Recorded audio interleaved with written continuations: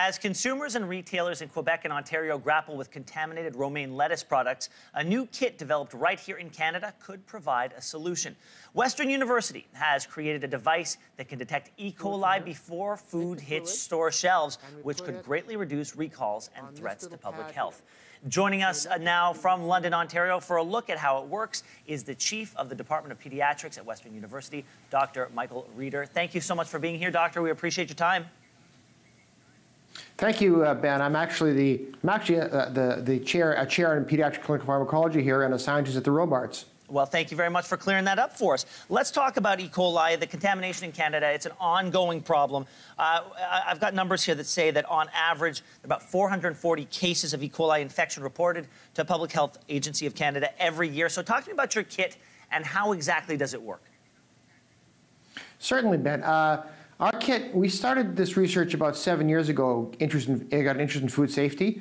And there's a couple ways to detect E. coli. You can grow it in a plate in the lab, which takes a long time. You can use genetic technology, which is complicated and expensive. We thought of a different approach. So our kit identifies certain proteins on the bacteria. So the bacteria has certain proteins that are unique to that particular kind of E. coli.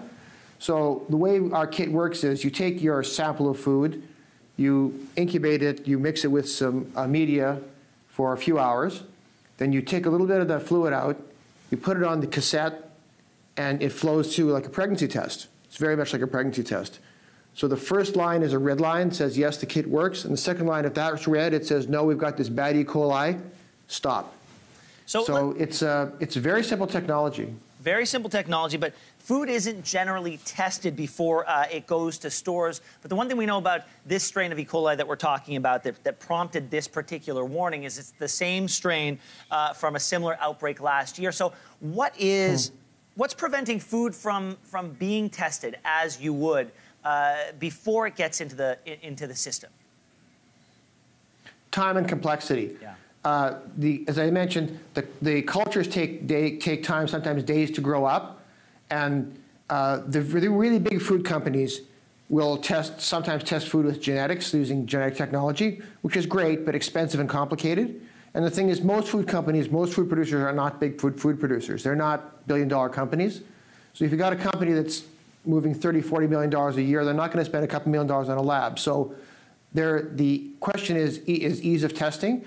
The advantage of our kit is that this can actually be used to develop a lab in a factory or a lab in a plant where you can have an area in the plant where you can test the food directly because it's quick, it's simple, and it's not expensive. Well, let's I was going to ask you about that. You know, you compared it, you traced a parallel to a pregnancy test. Those are things that we could pick up individually at the store. Are we looking at a cost that's similar?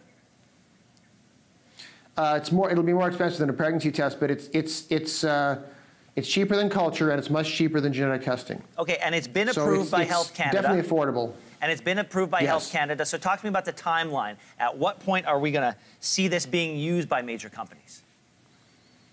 We're hoping that it'll start being used this year. Well, this year's almost done. We started hoping used in 2019. We're working with a couple industrial partners to actually get labs in food plants and get this used routinely.